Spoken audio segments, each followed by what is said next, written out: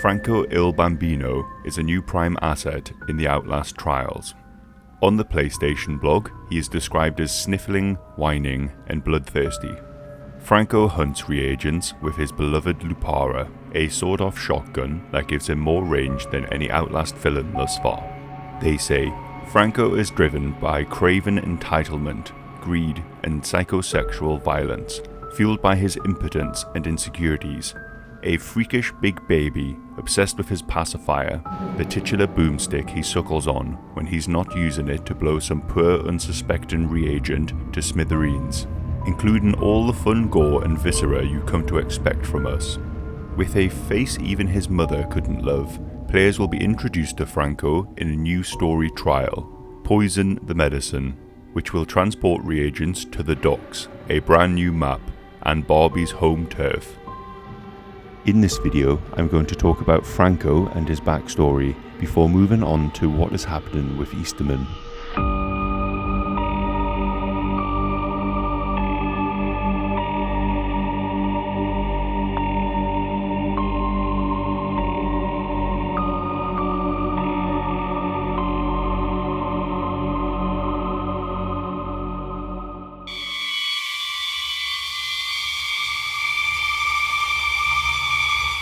Franco Barbi was born in Louisiana.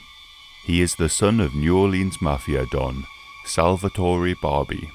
He never knew his birth mother, who passed away, and was raised as an only child with his father's numerous wives. In Clyde Perry letters, they say Franco's first murder was committed as a child, approximately age 12. However, in the Murkoff Collections comic, an informant who works for Salvatore Barbi says that Franco was only 10 years old when he took his father's shotgun and killed a man who owed his father money. The kickback from the blast hit Franco in the face, breaking his cheekbone, eye socket, and teeth. The informant tells Clyde he wasn't pretty to start with, but after that, maroon. Kid looks like an asshole with eyeballs. They also note that this is the only time his father hugged the boy or seemed proud of him. After the first hit, Franco would later go on to become a debt collector for the mafia and a hitman. He sawed the barrels off the front of his father's shotgun, which he uses for his hits. As well as his work for the crime syndicate, Franco commits a string of murders with likely psychosexual motivation. His impotency could be a contributing factor to these murders. He compensates for this with his shotgun, which he calls Lupara, often ending in a bloodbath. In spite of this, he has an affair with his stepmother, Angelina Barbi, who is only a few years older than him. She possessed the power to humiliate Franco, enough to cure him of his impotence. As the informant puts it, she humiliated the shit out of him. Upon learning of the affair between his son and his fourth wife, Salvatore beat Franco to a pulp and banished him to New Orleans. Franco ends up in Cuba and briefly becomes involved in CIA operations. He spends time with a counter-revolutionary Cuban community in Florida. Franco takes part in numerous raids on Cuban soil, resulting in 12 deaths. However, he falls back into old habits and restarts his extracurricular violent murders, which causes the CIA to drop him.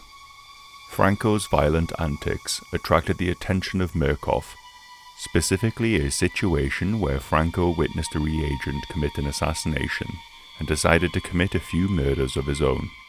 Clyde Perry goes on an investigation into Franco, where he meets the employee of Franco's father, who serves as an informant. Clyde is led to the Gator Hook Lounge. He describes his encounter there. A dingy shack full of hunters, drunks, and hookers. Still steaming, gutted and half-bled buck lying on the bar. Bartender mistook me for a game warden and offered to unzip me with a knife wide enough to fry an egg on.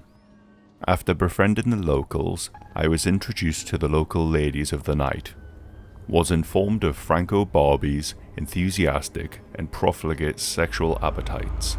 Confirmed he's a Nancy, limp where it counts, and eager for the business end of a high heel. Despite his deep pockets, they had uncharitable notions of his appearance, hygiene, and their own personal safety. He learns from the bar that a prostitute named Jenny is the only one that can handle him, as she doesn't take any shit from anybody. They even tell Clyde an anecdote of Jenny breaking a pit bull's neck with her bare hands. Clyde Perry makes his way to the Runway Inn motel, where Franco is likely to be, with prostitute Honey Island Jenny. After surveying the motel for 3 hours, at 3:44 a.m, he hears screams coming from inside. The desk clerk responding to the noise complaints is seen fleeing the room. Jenny is found, brutally murdered, with her belly cut open and innards exposed. Franco's gun and personal effects were all still in the room. When Clyde Perry reaches for the gun, he hears a voice coming from inside the corpse. Franco emerges from Jenny's mutilated stomach, yelling at Clyde not to touch his Lupara, and whining like a newborn baby. The two fight, and Franco gains the upper hand, beating and disarming Clyde and blasting his leg with Lupara. Another patron of the motel walks into the room. Franco murders him and makes his escape. After the encounter, Clyde has surgery on his skull and leg and recommends Franco, saying he is an effective practitioner of violence and extremely charismatic individual. Highly recommended for Project Lathe. Caution recommended during collection. Franco Barbi was later captured and sent to the Signala facility. Franco wears a white striped suit and blue bow tie. He wears a yellow and pink pacifier around his neck and a brown bandolier around his upper torso, which holds buckshots for his shotgun. The pacifier is a possible comfort for Franco. We know his mother died. I originally thought this was during childbirth, but there is a line of dialogue where Franco claims that his father murdered his mother. I never knew my real mother. My father killed my mother. You know that? Doctors, you listening? I had a new mom every year. Franco has deformities which look like birth defects. We could assume that it was a difficult birth, and could be why the father has contempt for his son. Lacking a mother, Franco was never breastfed. He seems to have a fascination with breasts, which is both sexual and the desire for a maternal bond. Where are you, Mommy? Oh, baby's cold, and baby's bad. He seems to particularly have a thing for gooseberry, and he's not shy about expressing it. All I want is a hug. Just one hug. Maybe a little sip. We could just put a bag over that goose puppet, pour a little Chianti, put old Blue Eyes on. Oh, she'd crush me like a hot little grape. Studies show that adults who are not breastfed during infancy demonstrated higher levels of hostility and aggression. Suckling a nipple stimulates a child's oropharynx, which focuses attention on the area and reduces attention to other influences. The informant in the comic says Franco collects nipples. These are souvenirs taken from his murder victims. We see severed breasts crudely attached to milk bottles scattered around the trial, which Franco presumably drinks milk from. Franco is implied to be a drinker in the comic. The informant says that he drinks a cocktail named Wolf's Milk. It is made of gin, milk, egg white, and amaretto. This milky concoction is likely a substitute for breast milk. We see him curled up in a cradle hold position, with a decapitated female grunt. Franco uses the pacifier to calm himself and also make up for the lack of maternal bond. It could even distract him from the pain he must feel in his swollen head. His blonde hair is fallen out, causing bald patches around his large head. His eyes bulge and are swollen and bloodshot, indicative of brain damage, likely caused by repeated trauma to the head. On his character model, we see the right-hand side of his skull is particularly disfigured, with the entire upper skull being enlarged. This could be a mixture of a birth defect from his troubled birth and subsequent brutal beatings he received from his father. Franco bears resentment for his father, if not for the physical abuse, then for banishing his son. I had a new mom every year. The last one? Oh, she knew how to mother, let me tell you. He curses his father in the trials. Fuck you, Dad!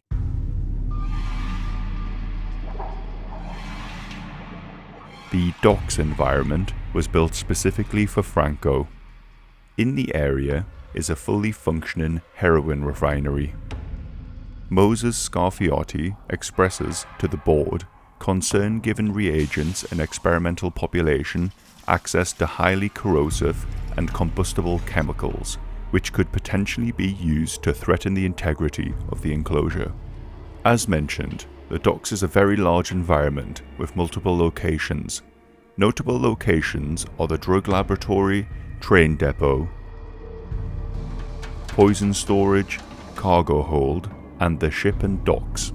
There is a document talking about the docks. Scarfiotti, we are already at the edge of our budget for the docks environment. Easterman, it's a matter of paint. I want to call the boat Angelina. Scarfiotti, it's not historically accurate. We have photos of Salvatore Barbi's boat. Easterman, we're aiming for psychological accuracy. History is fungible, and only the future is certain. Scarfiotti, who's Angela? Easterman, a source of guilt, rage, and arousal. Salvatore's first wife and Franco's illicit lover. Scarfiotti, he screwed his own mother? Easterman, stepmother. Scarfiotti, still. Easterman, a boat is a powerful symbol of death and escape, and either a phallus or a womb. We have to be sure that this boat is the symbol of a womb. Scarfiotti, fine, you should know, the boat's pushing back on water. Easterman, the boat needs to be in water. Wombs are what? Scarfiotti, what? Easterman, wombs, what are they?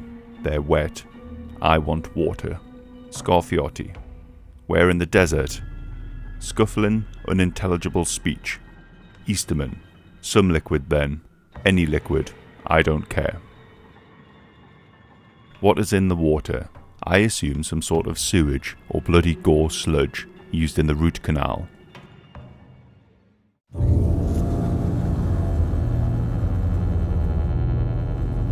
Lastly, I want to talk about Easterman. In my last video on the Outlast Trials characters, I talked about Skinnerman and the link to Easterman. I want to talk about him in more depth. Dr. Hendrick Joliet Easterman was a scientist at Murkoff Corporation during the Cold War. At the Signala facility, Dr. Easterman is the director of Project Lathe. When it comes to the reagents, Easterman wishes to keep his anonymity, saying, I must be absent, powerful, benevolent, and mysterious by my absence. I cannot mix with the test subjects. I will find men and women without purpose, and I will guide them as God does, from a mysterious remove. He has a godly view of himself, but sees himself as a parent figure. I am like a kind of father to my patients, and they love me as much as I respect them. He believes he is doing good for reagents and the X-Pops, and helping them. Upon entering and exiting the trials, he claims to love the reagents, but this is all part of the brainwashing. Something is changing within Easterman since the arrival of Franco Barbi. His weapon Lupara seems to be a source of fascination to Easterman. Scarfiotti and Easterman discuss the shotgun in a document. Easterman, the weapon is central to Franco's ego. Scarfiotti, the environment was not designed for a firearm. Alvolanos, which is why we're giving him blanks. Easterman, taking the gun away would be the same as castrating him. Scarfiotti, an armed prime asset is not going to produce reagents, it'll produce chum. Easterman, it would be like castrating him, his father, and his grandfather, all in one fell swoop. The gun has been passed down through generations, and we know that Franco carries around Lupara to compensate for his impotence. But perhaps there is a deeper bond with the weapon. Franco loads the blanks he is given with human teeth, which he has ripped from reagents, giving him a buckshot he can use at range in the trials. Easterman is proud of Franco's resourcefulness. This is mentioned in the document Teething. When Alvilano suggests taking the live weapon from Franco, Easterman responds, "Let the baby have his toy." Easterman also seems to be fucking obsessed with the weapon, and vividly describes trying to suck it off in a document titled Totem. The smell and taste of cordite are remarkably similar. The rim of the barrel has a metallic taste, whether blood or some alloy of copper and iron, I cannot say. Franco's gun is too large to fit comfortably in my mouth, but the pressure on my jaw was not unpleasant. I had to take a few minutes to make myself presentable again before returning into public view. I spent the time considering the twin barrels of the weapon. Gun bores have a brutish approximation of the eyes of a charismatic figure. They demand obedience, they promise efficiency and power.